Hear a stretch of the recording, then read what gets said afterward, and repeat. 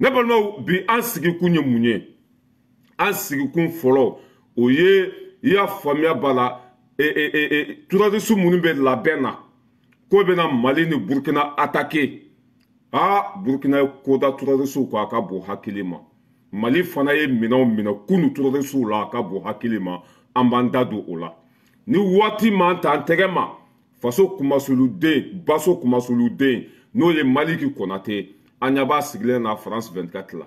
ko Mali kɔnɔ tun bɛna ale faga dɛ bin tun bɛna k'ale kan a sigilen b'a malo kɛnɛ kan k'a feere bɔnɛma wolo ala jugu faso kumasuluden mɔgɔ min tun bɛ Mali sekere ta k'a di kafiriw ma k'u ka taa fana baw faga Maliki Konate o de sigilen b'a malo kɛnɛ kan e bɛ ka t'i yɛrɛ ɲɛfɔ mɔgɔ minnu ye olu tɛ se ka ciga ci bi e bɛ ka taa sigi mɔgɔ minnu ka plateau sanfɛ a ko i b'i yɛrɛ jɛya k'a kɛ komi e de ye victime ye k'a kɛ komi bin kɛra e kan olu tɛ se ka ciga ci olu barika banna olu malo waati sera ala olu kɔ jeni k'u ɲɛ jeni kana dan ka taa kuma France 24 la dɛ taa kuma Macron ka salon kɔnɔ paga tɛ bɔ a la wulu bɛ kule sugu bɛ jɔ an bɛ dugawu de kɛ ala ka hinɛ Maliki Konate la k'i dayɔrɔ sumaya i ye kuma minnu fɔ an y'a ye i sigi bɛ malo kɛnɛ kan bilahi a bɛ fɔ ninnu de ma k'u fɔlɔla misiri kɔnɔ ka taa laban bari kɔnɔ ne y'a fɔ ko juguya kɔ ye malo ye n y'a fɔ aw ye ko nkalon kɔ ye malo ye Maliki Konate min y'a fa di tubabuw ma k'a ba di tubabuw ma k'a ba a ka jamana na a ko kɛra mun ye dusukasi ni tungala taga ala k'an kisi jugu sago denya ma an bɛ tafu bila ale ko kɔrɔ mɛ yanni an ka taa yen ko jugu dɔ kɛra Mali kɔnɔ ni bɛɛ bɛ ka tɛmɛ a kɛrɛfɛ fɛn dɔ kɛra Mali kɔnɔ i y'a faamuya b'a la hali terroriste ma min kɛ bɛɛ bɛ ka tɛmɛ a ko kɛrɛfɛ an bɛna o dalilu di aw ma a jɔn de y'o kojugu kɛ Abudu Ɲangi k'a yira maliyɛn bɛɛ la i y'a faamuya b'a la k'a fɔ maliyɛn bɛɛ ye bɛɛ k'i janto Abudu Ɲangi la Ɲangi fɔlɔtɔ in handicapé in bɔnɛma wolo in bɛɛ k'i janto Ɲangi la dɛ walahi bilasirali don k'a ɲɛsin maliyɛn bɛɛ ma mɔgɔ o mɔgɔ n'a y'a sɔrɔ kɔntakiti b'i ni Ɲangi cɛ n'i m'a bila i malo b'a da fɛ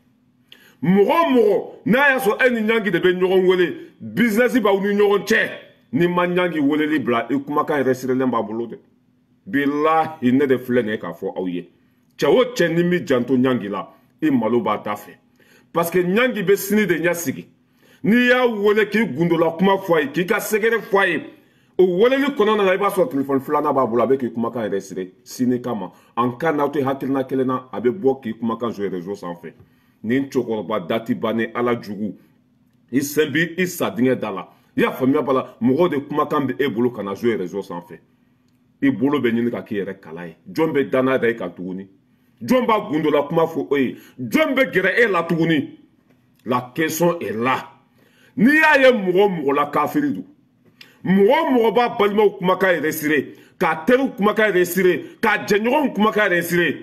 walahi kafiri den ma tɛmɛ a kan yada gali ka fisa n'a tigi ye ya Amadu Gufa ka fisa n'a tigi ye i y'a faamuya b'a la hali Volkan ka fisa n'a tigi ye a bɛ mɔgɔ o mɔgɔ la kafiri don mɔgɔ min b'a teriw kumakan yɛrɛ sire k'a jɛɲɔgɔnw kumakan yɛrɛ sire walahi a tigi mɔgɔ langolo ma wolo dugukolo kɔ kan ne de filɛ nin k'a fɔ aw ye kuma ma se i ka mɔgɔ kumakan yɛrɛ sire ka tila ka n'i sigi ka jouer a tigilamɔgɔ ye mɔgɔ jugu ye dɛ walahi mɔgɔ mɔgɔ b'a kɛ ala t'a fɛ kira t'a fɛ wa a tigi tɛ hɔrɔn ye danbe tɛ maa ɲɛnama den tɛ a y'aw janto aw yɛrɛ la dɛ n'a y'a sɔrɔ e ni Ɲangi bɛ ka ɲɔgɔn wele business la wariko b'aw ni ɲɔgɔn cɛ walahi kumakan b'a bolo n'i bɔra k'a sɔsɔ don o don walima n'i n'a tɛ hakilina kelen na a bɛ yira diɲɛmaaw bɛɛ la tayiruba kuma min tɛmɛna ni tayiruba cɛ i y'a faamuya wala ka tayiruba to kaso la kuma min tɛmɛna u ni ɲɔgɔn cɛ Ɲangi filɛ nin ka n'i sigi k'o jouer foyi t'a kunkolo kɔnɔ ni falibo tɛ i bolo kɛra i yɛrɛ kala ye mɔgɔ mɔgɔ bɛ ko kalama mɔgɔ mɔgɔ bɛ ala dɔn i man ka mɔgɔ kumakan yɛrɛ sɔrɔ kuma ma se i ka n'i sigi publiquement k'o jouer mɔgɔ caman de bɛ tigɛ i la mɔgɔ caman bɛ faire attention k'i la mɔgɔ caman bɛ yen n'o tun bɛ fɛ ka t'u gundo d'i ma n'o tun bɛ fɛ k'u jigi kalifa i la u bɛ siran i ɲɛ i sen b'i sa dingɛ da la ka taa mɔgɔw kumakan yɛrɛ sira ka na jouer réseau sanfɛ foyi tɛ ni kodɔnbaliya tɛ foyi tɛ ni sabu ni ta tiɲɛ tɛ ni ala ye mɔgɔ ta tiɲɛ i bɛ sɔn ko bɛɛ ma ni ala banna mɔgɔ la bila i bɛ kala ye k'i ɲɛ turu a la ni si bɛ yɔrɔ min na ni tun man ka faamuya k'a fɔ ka mɔgɔw kumakan yɛrɛ sɛbɛn ka na jouer i y'a faamuya b'a la ko malo b'a kɔfɛ ta tiɲɛ b'a kɔfɛ ni tun man k'o faamuya mais ni ala banna mɔgɔ la bilahi i bɛ terrain natɔla i k'i yɛrɛ bila ɲɛ maa si t'a jigi da e kan tuguni maa si t'a gundo fɔ e tuguni maa si tɛ gɛrɛ e la tuguni mali kɔnɔ ani mali kɔ ka bɛɛ siranna e ɲɛ i ni mɔgɔ mana diya kuma fɛn fɛn bɛ tɛmɛ aw ni ɲɔgɔn cɛ i b'a tigi kumakan ta k'a bila kɛrɛfɛ e cɛ nin ye juguya ye dɛ bilahi nin ka jugu ni amadu gufa ye nin ka jugu ni yada agali ye nin ka jugu ni ibilisa ye nin ka jugu ni namuruzu ye nin ɲangi kelen de ye muso bila raskebe la min bɛ bamako ni ɲangi kelen de muso bila wahabiya saliwelela dɔ la ni ɲangi kelen de muso bila yalikoye ninnu na ni ɲangi kelen de muso bila rasbaci ninnu na ɲangi ka jugu ka tɛmɛ furahunɛ kan ɲangi ka jugu ka tɛmɛ volikan kan ɲangi ka jugu ka tɛmɛ maliyɛn bɛɛ kan a communiqué b'a ni mɔgɔ mɔgɔ cɛ kuma b'a ni mɔgɔ mɔgɔ cɛ bilahi ni mi janto yɛrɛ la fɛn bɛ yɛlɛ la ɲin tɛ fɛn min da kɔnɔ parce que a ɲɔgɔn kafiri den tɛ yen a ɲɔgɔn kodɔnbali den tɛ yen wa ninnu de bɛ ka videomaniw tɔgɔ tiɲɛ ninnu de bɛ ka journalisiw tɔgɔ tiɲɛ ninnu de bɛ k'a to ni mɔgɔ bɛ ka ban videomaniw la segu tunkara n'a ka ko bɛɛ wallahi ma deli ka mɔgɔ kumakan y'a bolo réseau sanfɛ ma deli k'a mɛn k'a bɛ mɔgɔ kumakan yɛrɛ siri ka fara ne yɛrɛ kan ka fara videomani caman kan mɔgɔ ɲuman ka baara tɛ nin ye danbetigi den tɛ sɔn nin ma mɔgɔ o mɔgɔ bɛ miiri saya la wallahi man k'i balima kumakan yɛrɛ siri k'i b'a lebu mɔgɔ lebula i tɛ sa ni ala m'i lebu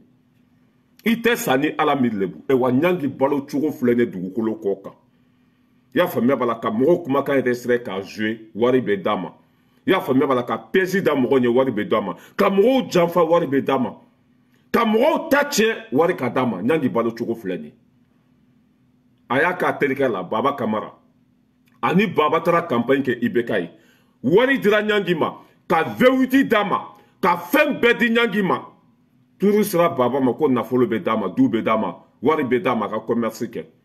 ja baba kumakan b'a bolo a taara o di karimu keyita ma karimu keyita ye baba kumakan mɛn don min na karimu keyita ni baba bɛ communication na i y'a faamuya b'a la ala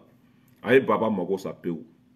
ni ɲangi ye kafiri de ala jugu don maa ɲɛnama tɛ maa ɲɛnama den si tɛ sɔn nin ma a y'aw janto a la telefɔni b'a ni mɔgɔ mɔgɔ cɛ ɲɛ kali ala la i kumakan b'a bolo de sini ni n'a tɛ hakilina kelen na a bɛ na jouer yan sini ni n'a tɛ kuntulena kelen na a bɛ na jouer yan ni telefɔni bi n'a cɛ a jɔ n'a y'a sɔrɔ tun bɛ fɛ k'i ka vie fɔ a ye k'i ka sɛgɛrɛ fɔ a ye a dabila sinon i malo b'a da fɛ i malo b'a da fɛ dɛ n bɛna ɲangi kumakan k'a la mɔgɔw k'a faamuya mɔgɔw k'u yɔrɔ ma janya ka bɔ a la mɔgɔw kan'u gundo fɔ a ye mɔgɔw kana wele a ɲɛ b'a la nin waati in fana la an ka fanga kura min bɛ yen n'o ye mali kura mɔgɔ ye asimi n'a ka jama sajo kamara n'a ka jama an ka minɛn fɛn fɛn mana na o bɛ nin wele ka taa kɛnɛ kan nin t'aw fɛ dɛ aw de ye u ka nan bɔ aw de ye buwa gɛn ɲangi bɛ karimu keyita ka baara la hali bi ɲangi bɛ fanga kɔrɔ mɔgɔ ka baara la ɲangi bɛ faransi ka baara la ɲangi mɔgɔ tɛ ɲangi sugu dɔn kameleon don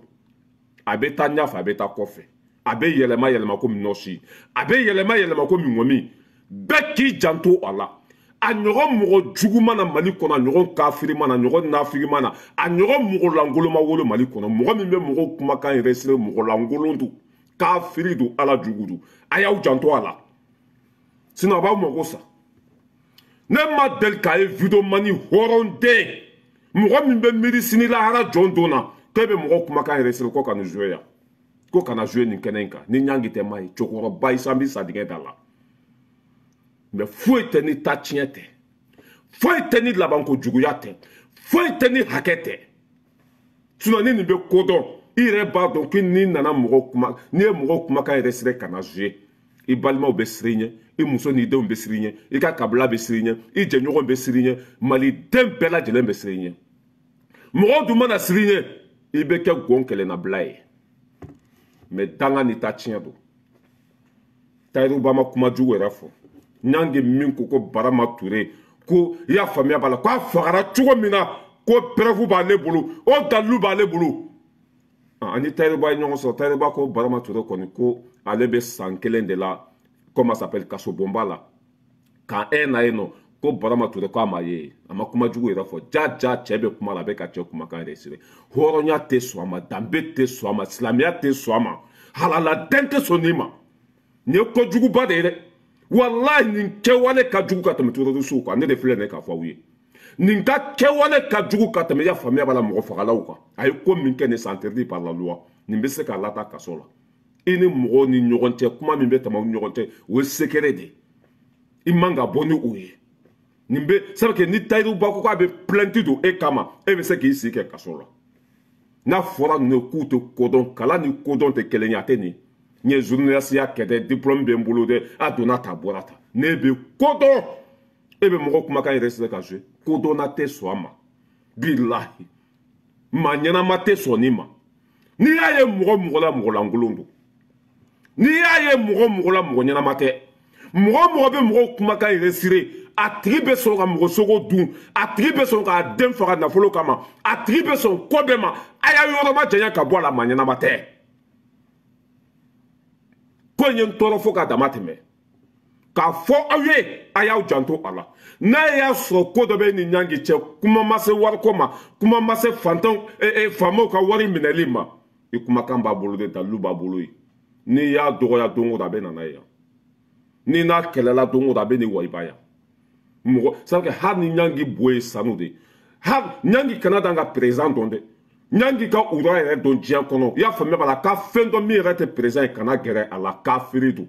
a tɛ sɛgɛn a tɛ ɲina foyi t'a kɔnɔ ka ɲɛsin mɔgɔ ma ni juguya tɛ janfa ka ɲɛsin mɔgɔw ma a ye faire attention kɛ nin na bilahi ale de Arasibati ninnu kumakan yɛrɛ sire ka Baba Kamara kumakan yɛrɛ sire ka Segu Tunkara kumakan yɛrɛ sire ka muso bila mɔgɔw la ka mɔgɔw janfa ka mɔgɔw tara ye a da bɛ ko bɛɛ la a bɛ sɔn ko bɛɛ ma a y'aw cogo dɔn nin faso kumasuluden na nin ka jugu ka tɛmɛ maliyɛn bɛɛ kan a bɛ sɔn ko bɛɛ ma maloya t'a la hɔrɔn tɛ danbe t'a la ni si bɛ yɔrɔ min na bi nin kan ka mɔgɔw kumakan yɛrɛ sira ka na jouer fɛn min bɛ k'i yɛrɛ ma ta tiɲɛ ye fɛn min bɛ k'i yɛrɛ ma kumasulu ye fɛn min b'a to ni mɔgɔw b'u yɔrɔ ma janya ka bɔ e la surtout journaliste quelle honte la déception totale e bɛna mun de fɔ i denw ye sini e bɛna mun ladamu de di denw ma sini e denw ɲɛ b'a la e bɛ ka nin kɛ e denw bɛ kɛ cogo di sini fo ni ala ɲan'o ma dɛ sinon u bɛ k'u mɔgɔ lankolon k'u m'u fa kɛra cogo min na vraiment a ye ne dépassé quoi ɲangi kɛwale min kɛ a ye ne jigila tigɛ ɲangi ninnu de kan ka denmisɛnninw ladi ɲangi ninnu de kan ka vidéomaniw bilasira ɲangi ninnu de kan ka mɔgɔ bilasira ɲuman kan mais n'a fɔra ko e bɛ bila hali ni ne ni mɔgɔ ye bese de ta ɲɔgɔn kama i kumakan ne t'a joué n tɛ kumakan yɛrɛ sire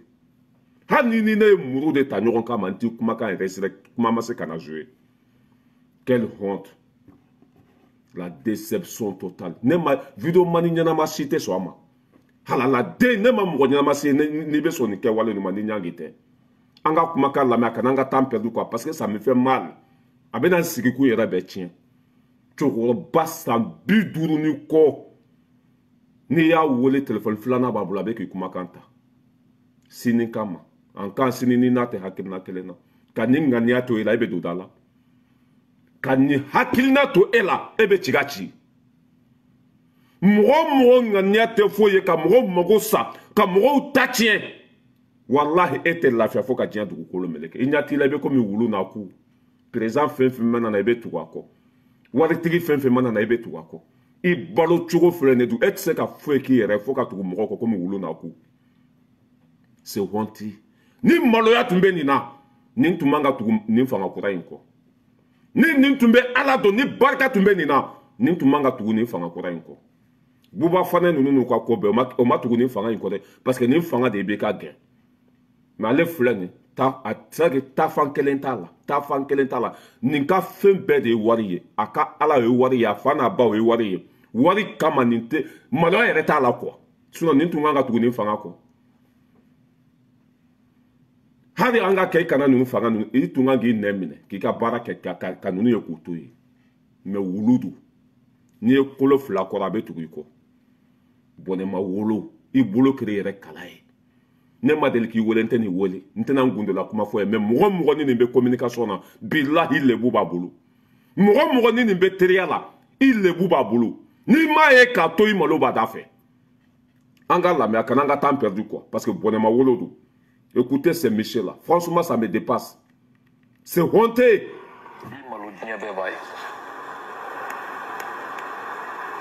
Ambalmaou. Commune Kati, cour d'appel et dossier Bochoula. C'est-à-dire Soso Barado Sababoula, qui a dit commune 6 mois. Mais, c'est ce que l'Oukera. A Forako, Birama Soufila, Colombie, Kono, Tarakera Koladje, avec la présence de Papa Mambi, Netnanda Dola. Je laisse la procédure continuer. Ambalmaou. Taïrouba Mi, Benin Koumana. Neka émission spéciale de Kofe en 2019 ni Afarina. Biramatuna le 29 janvier. Oya soro Taïrouba Minanembe essayé Kasola déjà. Akona Idja Kumakan enregistré. Que aller sans kele ani kalo kele neke essayé Kasola. Mao matemena a période ale ba bedo. Aye mo chaman toko Ambalmaou, Taïrouba yo mifo, ba parti donindi auma, auko la main anga segikala. Voilà, donc moi tu sais j'ai fait 1 an à la sécurité d'État pour d'autres motifs pour ma famille. Bon, je suis un militant activiste peut-être étonné donc j'ai écrivain aussi. J'interviens de temps en temps sur les réseaux sociaux. Ni Mogo Kima. Netangalon Tigara, Nakadi, Amenyokoye, je vais t'expliquer les détails. Ni Mogo Moya Fignana, Kobirama comme essayé la Tigangalotige. N'est sans qu'elle est alloquée Neke. Prisonnier. Mogote essayé pour qu'on en a Mogom Tenedo. Essayé Clovena. Tout à fait, très bien même. Mogote essayé pour qu'on en a à gardien, à prisonnier. Ani mɔgɔ minnu tun bɛ dumuni d'an ma k'an fɛ ne san kelen de kɛ san kelen ni kalo kelen pour d'autres raisons bon raison yɛrɛ tɛ sa hali n'i taara Facebook kan si tu tapes mon nom Taïrouba tu vas voir il a dit Taïrouba ancien altermondialiste devenu djihadiste. Ah oui. Après oui je vois. Voilà, je suis un écrivain. Moi, j'écris des livres, je suis engagé sur le plan politique. Tout à fait. Donc, Mba la Joya, c'est même pas la peine. Moi, Mimbe Songanika Moronyorana. Toro Jumembe la Dambe Keneka. Kodom Bali, Wulu, Ala Djougou, Bonema Wolo. Tellement que Nika Donta Kadoroko. C'est-à-dire que Hani Taïrouba et Fanenebi, et Mangani, comment jouer. Il ka seniya sege kama il ka bonya kama hali ni Taïrouba ye dimi do e la dimi min tɛ nin ye e man ka na i sigi ka cɛ kumakan jouer surtout n'a bɛ kuma la ka kumakan resere ka na jouer Sadio Kamara o sira ni ɲɛ Assimi sira ni ɲɛ ne yɛrɛ sira ni ɲɛ maliyɛnden bɛɛ sira ni ɲɛ Segu Tunkara ye nin fɔ bi tɛ k'i tɛ mɔgɔ ɲɛnama ye i ni mɔgɔ fɛn fɛn mana jɛ k'i b'a kumakan resere nin t'a tiɲɛ dalen kɛnɛ kan e bɛ kɛ gon kɛlɛna bila Mali kɔnɔ bilahi ɲɛ kali ala la i ka dɔn ta ka dɔgɔ fo ka dama tɛmɛ e bɛ niveau min na Mali kɔnɔ e kan ka mɔgɔ kumakan yɛrɛ jouer hali o don ani i ni ministre de défense jɔlen ye an ka minɛn kura minnu nana an ye o kɛnɛ kan o bonya ni o gɛrɛli anw ka faamaw la e man ka fɛn dɔ tɛ fɛn dɔ kama mais foyi tɛ ni danga ni tatiɲɛ ni halaki tɛ ninnu bɛɛ bɛ malo ka tɛmɛ nin kan e wa maa si tɛ da e la tuguni bilahi fo ka diɲɛ dugukolo meleke sa a bɛ bɛɛ kun na n'i y'a wele ko n bɛ nin kuma fɔ a b'a resere n'i y'a wele ko n bɛ n jigi da k'a bɛ n kumakan resere voilà le fils de con o de la n y'a fɔ aw ye ko nin ka jugu ka tɛmɛ Yada Gali kan e wa videomani bɛɛ kan ka nin jouer walasa videomaniw ka danbe sira ta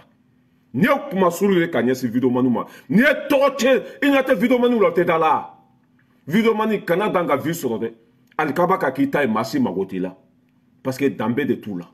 a bɛɛ tɛ dɛ a caman bɛ danbe t'u la i n'u mana jɛ u bɛ kumakan resere i n'u mana jɛ u bɛ lebu de ɲini voilà ni nin tun bɛ ko dɔn nin tun kan ka tɛmɛ nin ko sugu ninnu na Et quel était vidéomani, quel était journaliste? John de Beninke. C'est qui va faire ça? Et wani tchema nyaye ma bese qui do ici kasola. Kodombali de matemeninka.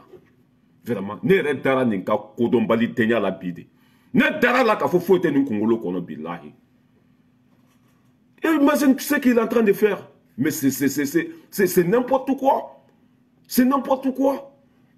Mais ala ka hini la ki daro sumaya. Iyanko kitum na ala ka noya. Ambe teme kabueno. Beki jantoala.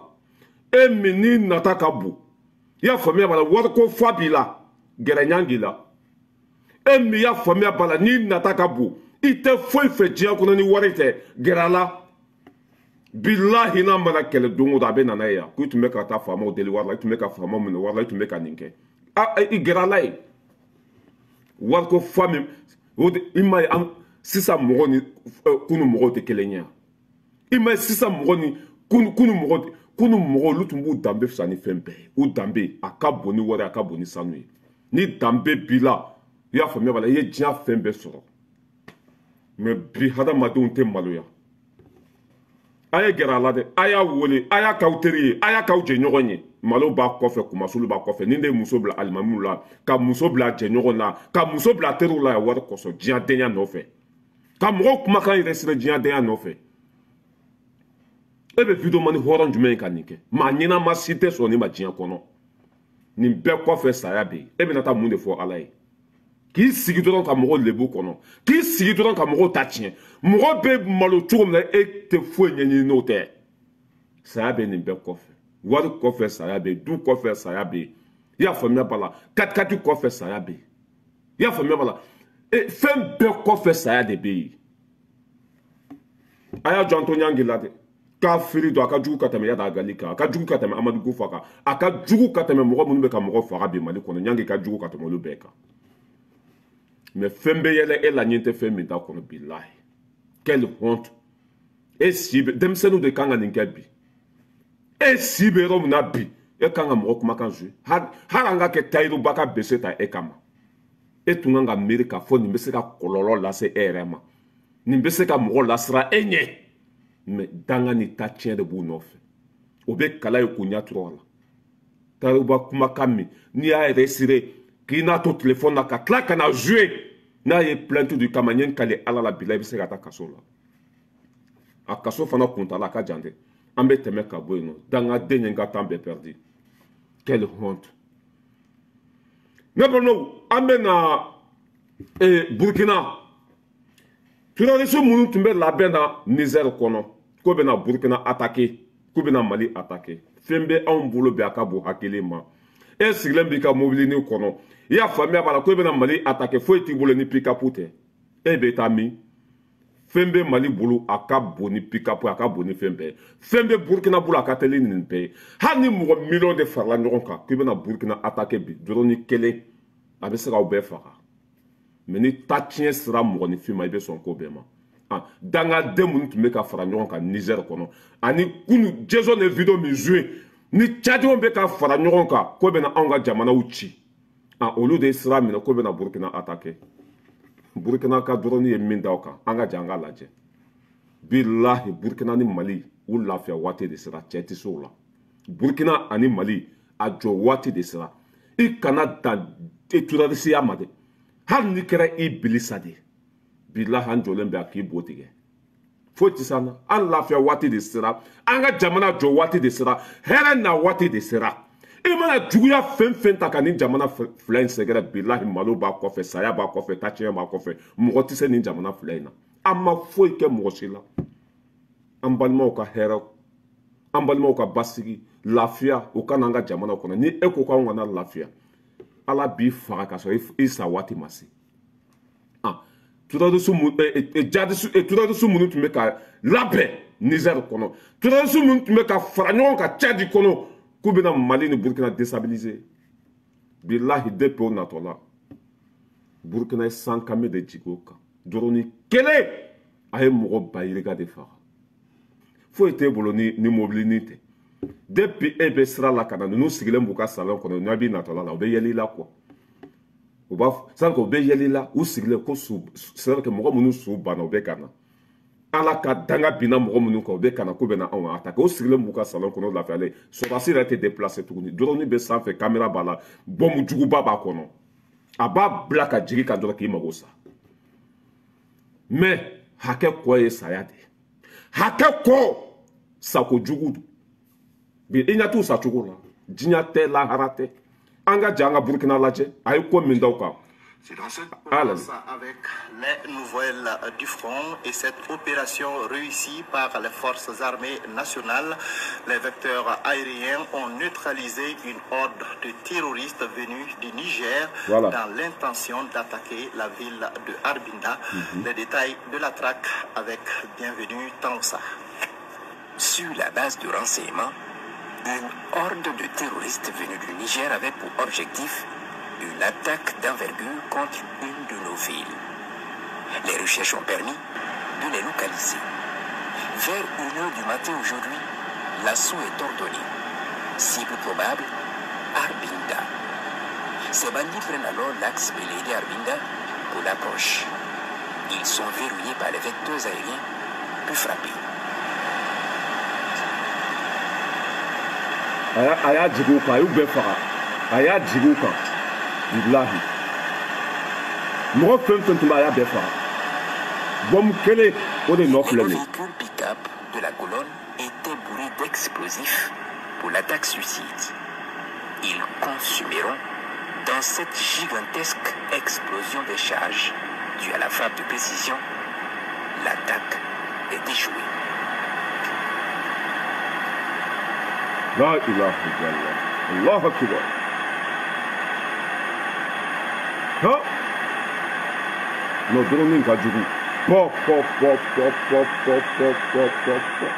sur d'autres théâtres, les combats font rage.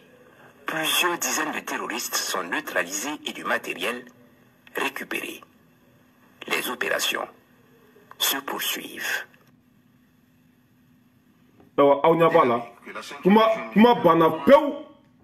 C'est qu'à fin fait nous daladje. Ko bena Burkina attaqué. Il y a famille bala ou ya befara. Droni kele ay terrorisme min fara ka tani bakele nye. Billahi na ye bomu jigika. Ibe ke buguri jede ibe ke bogodi. Ala ka barka do Burkina la, ala ka barka do Mali la. Ala ka shini keda di ni jamana flama. Ala kana jugun tanyade mais ala kana jugu sana.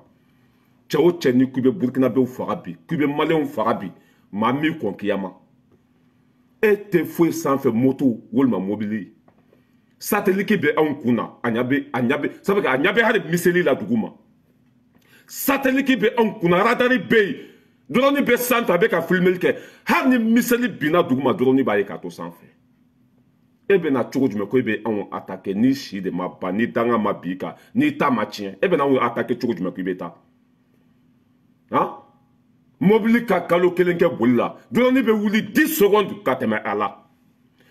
Mobile ka san flake ka boli. Drone be wuli 1 seconde ka teme ala.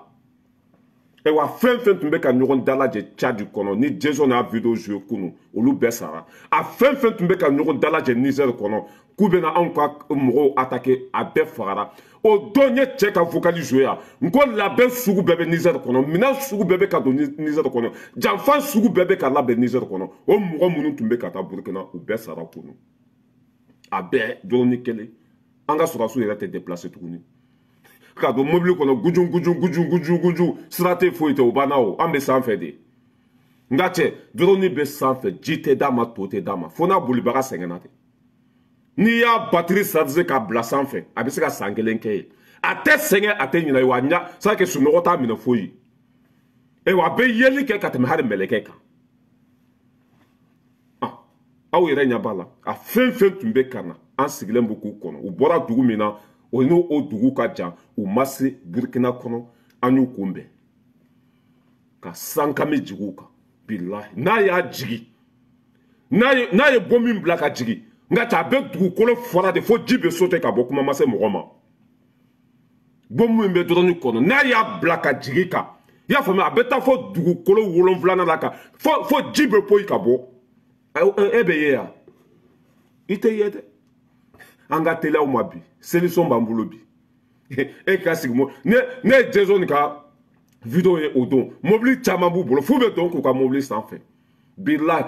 ça veut dire haraw n t'a dɔn combien de milliards de personnes a ye fara ɲɔgɔn kan a ka mobili ninnu kɔnɔ drone kelen bɛ se k'aw bɛɛ faga drone kelen kuma ma se avion ma a kelen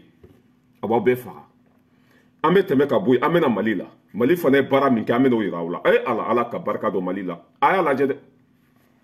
La lutte contre le terrorisme reste l'objectif principal que les plus hautes autorités de la transition se sont fixées. C'est dans cette dynamique que la 5e région militaire a intercepté des matériels pour exploitation illégale de l'or, des vivres au nom de la zakat, des engins roulants, des couvertures destinées aux terroristes et des suspects mis à la disposition de la justice. La région de Tombouctou semble être le point de transit avant destination, mais la vigilance des FAMA a pris le dessus dans cette opération qui se déroule entre 1h et 4h du matin et à 25 km au nord-est de Niafenke. Les 77 sacs de 100 kg de riz que nous avons récupérés sur la groupe armée terroriste, remis au préfet pour les propriétaires légitimes. Ensuite, nous avons les bulldozers et les machines que vous venez de voir, qui ont tous été pris par nos forces sur la base de renseignement et qui étaient destinés à l'exploitation illégale de l'or, toutes choses qui contribuent à augmenter et à entretenir l'insécurité. Et enfin, ce raid nocturne que nous avons effectué il y a 48 heures à 25 km au nord-est de Niafunké. Et direct nous a permis d'interpeller 9 suspects, tous mis à la disposition de la justice, et d'intercepter 2 camions remplis environ de 200 motos toutes neuves dans leur cargaison, probablement destinées aux groupes armés terroristes. Ces bulldozers interceptés... Voilà, en bas là, pour que la vidéo canadienne, aw yɛrɛ y'a bɛn mɛn. Wallahi aw ma tila aw yɛrɛ la fɔlɔ k'a bɛ don ni sanubɔminɛnw fana ye ko ka taa an ka sanu suɲɛ joona joona parce que taa tiɲɛ sɔrɔ o ma. I y'a faamuya wala o ye mobili camion 2 de minɛna kelen falen moto 200 ni kɔ la kelen o falen don sanubɔminɛn na a ko bɛ na an balimaw faga ko ka tila k'an ka sanuw bɔ foyi tɛ ni taa tiɲɛ tɛ Mali tɛ se ka kɛlɛ bi foyi tɛ se Mali la bi bilahi minɛn b'an bolo quoi hali su minnu bɛ dugukolo duguma minɛn in bɛ to sanfɛ ka su ninnu woloma k'u bɔ ɲɔgɔn na n'a y'a sɔrɔ su dɔ dalen bɛ a jamu de bɛlɛ yira dɔrɔn b'i to sanfɛ i bɛ kaburu kɔnɔ dɛ a b'a dɔn ko nin ye bɛlɛ yɛrɛ de sɛbɛnna i disi kan k'i to kaburu kɔnɔ foyi tɛ se ka don an ɲinɛ ma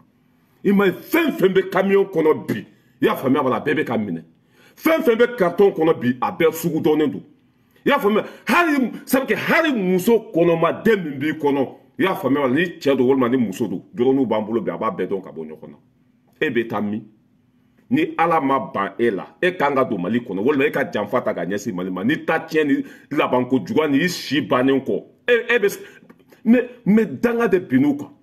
san 10 ni kɔ o bɛ ka anw mago sa san 10 ni kɔ o bɛ k'an balimaw faga san 10 ni kɔ o bɛ k'an ka jamana ci a ban waati de sera i ma ye o bɛ kala ye k'u ɲɛ turu kala la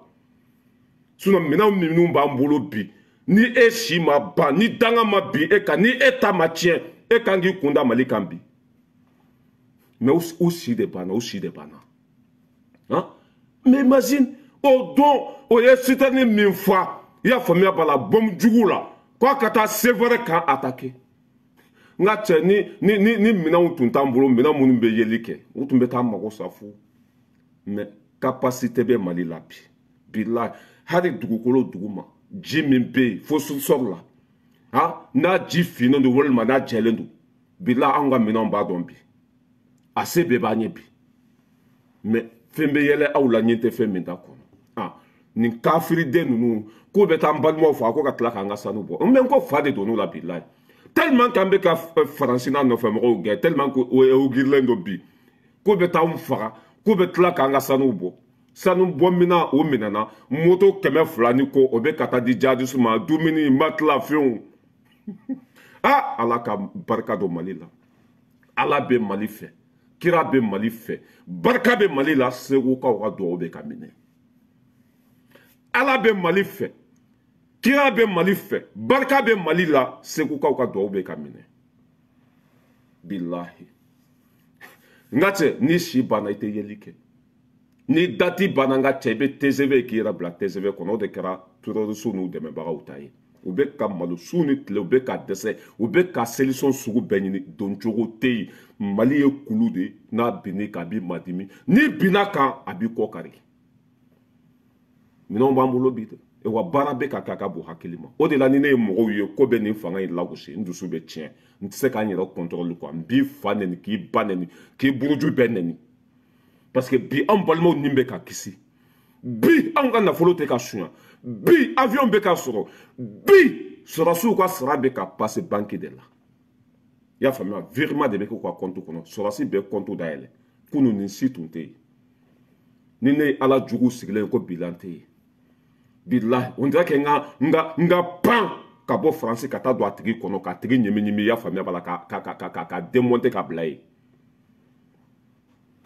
sɔrɔsiw ka sara a tun bɛ don malɛti de kɔnɔ ka t'u bolo lasɔn bi o si tɛ yen e ala asimi kɛlɛbaga si ni ala man di cɛw o cɛw k'i bɛ nin fanga in kɛlɛ malo b'a kɔfɛ lebu b'a kɔfɛ tatiɲɛ b'a kɔfɛ baara de bɛ ka kɛ jamana kɔnɔdenw sago de bɛ ka sɔrɔ an bɛ ka bɔ jɔnya de kɔnɔ o de la an ko k'an bɛ kɔngɔ muɲu ka minɔgɔ k'u ka gɛlɛya k'u nin bɛɛ kɔ ye hɛrɛ de parce que mɔgɔ min bɛ jamana in kun na danbe de b'a la a bɛ ala dɔn a bɛ kira dɔn a b'a faso fɛ cɛ min bɛ jamana in kun na a bɛ ala dɔn a bɛ kira fɛ i y'a faamuya b'a la danbe b'a la ni danbe tun t'a la n t'a tɔgɔ bɔ n da kɔnɔ bilahi parce que ne ye danbetigi de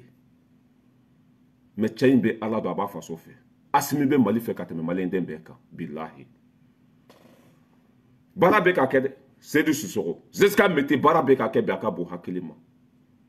i y'a faamuya b'a la sabali de bɛ ɲɔ kɛ dulɔ ye miiri de bɛ ɲɔ kɛ dulɔ ye an ka sabali n'i ye yiri turu bi i b'a sɔn dɔɔni dɔɔni a bɛ kɔrɔbaya fo ka taa den kɛ i bɛ sɔrɔ k'a den kari k'a ɲimi mais ka yiri turu bi ko e k'a den dun bi o tɛ kɛ yɔrɔ si ka yiri turu bi ko e bɛ se ka suma la bi o tɛ se ka kɛ sisan tɛ se ka foyi dilan sisan o fa sara o ba sara sisan tɛ se ka foyi dilan an bɛ pasante de danbe bɛ jamana kunna danbetigiw bɛ jamana kunna hɔrɔnden bɛ jamana kunna muso ɲuman ɲalen denw o bɛ jamana kunna den min ɲɔgɔn ma deli ka na mali kɔnɔ président min ɲɔgɔn ma deli ka na asimi an bɛ to a kɔ sonyani tɛ ka kɛ bi sonyani de ka jugu jamana ma ka tɛmɛ fɛn bɛɛ kan mɔgɔ lankolon k'o bila jamana kunna o de ka jugu ka tɛmɛ fɛn bɛɛ kan o de ka jugu ka tɛmɛ fɛn bɛɛ kan mɔgɔ ɲɛnama bɛ yen sabali b'a la a bɛ ala dɔn a bɛ kira dɔn danbe b'a la an bɛ to nin kɔ an bɛ nin dɛmɛ an bɛ nin fɛ n'an bɛ san 10 sɔrɔ yɔrɔ mali bɛ kɛ dubayi ye an bɛ tɛmɛ ka bɔ yen an bɛ na maliki konate den min fɔlɔla misiri kɔnɔ ka taa laban bari kɔnɔ faransɛw ye i y'a faamuya b'a la 240,000 kɔ de di maliki ma depuis o wari dira maliki ma maliki kɛra ko n fatɔ a banna fa la ka ban a ba la ka ban a ka jamana na ka fɛn bɛɛ kɛ tubabuw ye a kɔ kɛra mun ye malo an y'a fɔ bɛɛ ye ko maliki man ɲi maliki ye fasoden jugu de ye maliki bɛ tubabuw de ka baara la a tun ye plainte don an bɛɛ kama maliki bɛ tunga la bi nkalon kɔ ye mun ye malo ni tatiɲɛ ni halaki maliki tɛ se ka kun kɔrɔta a denw ɲɛna maliki tɛ se ka kun kɔrɔta a musow ɲɛna maliki kelen ma kojugu kɛ mali kɔnɔ maliki bolikun n'i nɔ t'a la i bolikun a maliki de sigilen bɛ France 24 kɔnɔ ko n'ale tun ma boli ko tun b'ale faga ko n'ale tun ma boli ko violence de tun bɛ ka ta k'ale sɛgɛrɛ quelle honte e kelen de bɛ mali kɔnɔ e kelen de i ye kojugu de kɛ kojugu min i y'a faamuya b'a la n'a kaso kuntala ka jan maliki konate sarakaden den min fɔlɔla misiri kɔnɔ ka taa laban bari kɔnɔ a y'o y'a sigilen bɛ cɛkɛ jalani kunna waso jala fantanw joli lokoni siyɛni n'a ye dumuni kɛ f'a b'o filime i bɛ ka fɛn min dun tasuma don i tun bɛ ka fɛn min dun fantanw joli don a ko kɛra mun ye mali nɛgɛ b'a la bi a tɛ se ka taa mali kɔnɔ a ba bɛ sa bi a tɛ se ka ba kun dɔn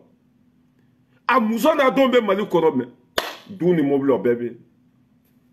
cɛ hadamaden hali n'i bɛ si kɔngɔ la to tiɲɛ kɔ ala minɛ i ka to i danbe kɔnɔ k'i faso fɛ hɛrɛ b'a kɔfɛ wari ba in minɛnen kɔfɛ maliki bɛ tunga la ka fɛn bɛɛ kɛ tubabu ye maliki bɛ tunga la wa maliki waati min na tun bɛ mali kɔnɔ makɔrɔn tun b'u invité o tun bɛ taa l'Élysée mais depuis maliki bolila ka na yan an ma ni makɔrɔn photo ye dɛ tubabuw bɛ ten de o b'i nɛgɛn k'i bila i yɛrɛ la n'o y'i nɛgɛn n'i bilali yɛrɛ la olu bɛ tila ka tigɛ la u b'a fɔ ko nin tɛ den ye mɔgɔ min bɛ sɔn k'a ka jamana ci mɔgɔ min bɛ sɔn k'a ka jamana kɔnɔdenw minɛ k'a di anw ma n'an ye c'est à dire que n'an ala o tɛ danaya da i kan sa o tɛ danaya da i kan fo ka diɲɛ dugukolo meleke depuis Maliki bolila nin y'a kalo 8 ye an m'a ye l'Élysée dɛ an m'a ye Macron kɛrɛfɛ komi n'a tun nana France an filɛ nin Macron kɛrɛfɛ an bɛ ka salati dun Macron ka wulu filɛ nin filmeli bɛ kɛ mais an m'a ye nin sen dɛ olu b'i nɛgɛn de k'i ta tiɲɛ a bɛ France 24 la n'a tɛ ɲini ka kasi an ka lamɛn dɛ juguya kɔ filɛ malo an bɛ dugawu de kɛ faso kumasuludenw ye ala k'u ta tiɲɛ hali bi maa maa tɛ Mali fɛ ala k'i nagasi maa maa ye Mali janfa ala k'i kɔ jɛni k'i ɲɛ jɛni mɔgɔ fɛn fɛn ye juguya ta ka Mali sɛgɛrɛ ala kana hɛrɛ k'i ye fo ka diɲɛ dugukolo meleke an ma foyi ɲini mɔgɔw fɛ an baw ka kisi saya ma an faw ka kisi saya ma basigi kana an ka jamana kɔnɔ lakana ka sabati dun ka fɔ a kɛnɛya nin de ɲini an ma bi mɔgɔ kan foyi a maliden fɛn fɛn bɛ janfa la fɛn bɛ yɛlɛ e la ɲin tɛ fɛn min da kɔnɔ rasba cɛ tubabuw ka wale min a bɛ kaso la kaw ji min o kɛra gɔn kɛlɛ na bila ye ne ye kaw ji min ye bi pusɛri bɛ ka da k'a ka bon hakili ma mɔgɔ bɛ kuma la a bɛ kuma la mɔgɔ tɛ kuma la a bɛ kuma la foyi tɛ ni danga tɛ kaw ji min 80 vice-présidents de CNT 5 millions par mois o de filɛ nin a kɛra gɔn kɛlɛ na bila ye hali o don a yɛrɛ ko taara marifa ci a la i ma foyi y'a la fɔlɔ fɛn bɛ yɛlɛ aw la ɲin tɛ fɛn min da kɔnɔ an ka Maliki Konate lamɛn a sigilen bɛ France 24 mɔgɔ minnu dati banna se tɛ mɔgɔ minnu n'a fɔra ko France 24 ninnu de bɛ Maliki ninnu invité ka Worozu ninnu tɔgɔw fɔ ka Ali Ture ninnu tɔgɔ fɔ ka Arasbachi ninnu tɔgɔ fɔ Faransi binna o Faransi binna dɛ an k'aw lamɛn. Cette journée mondiale de la liberté de la presse, France 24 publie avec d'autres médias une lettre ouverte, une adresse aux autorités maliennes et burkinabées. Ces médias demandent la fin des pressions, des menaces qui pèsent sur leurs journalistes nationaux et étrangers. Bonjour Malik Konaté. Bonjour. Merci d'être en plateau sur France 24. Vous êtes journaliste malien, vous avez quitté votre pays il y a de ça 8 mois maintenant. Oui. Pour quelle raison? Alors j'ai quitté le pays il y a presque 8 mois de cela, comme vous l'avez si bien dit. J'ai quitté le pays le 1er septembre pour aller à Dakar parce qu'il y a eu pas mal de menaces, des intimidations, des appels au meurtre et ce qui a fait de sorte que j'ai quitté le pays pour aller se mettre à l'abri, pour ne pas être victime des personnes qui veulent atteindre à mon image et à mon intégrité physique. Vous avez été menacé de mort? Oui, j'ai été menacé de mort parce qu'il y a des... Ambe Kalabanchi Den la joie, Kolu était menacé par la mort. Et Folo de m'ont menacé. Anga sou mounou sara gauchi. No sou tara fili tchenchen koton djen da filime. Ne ma fode.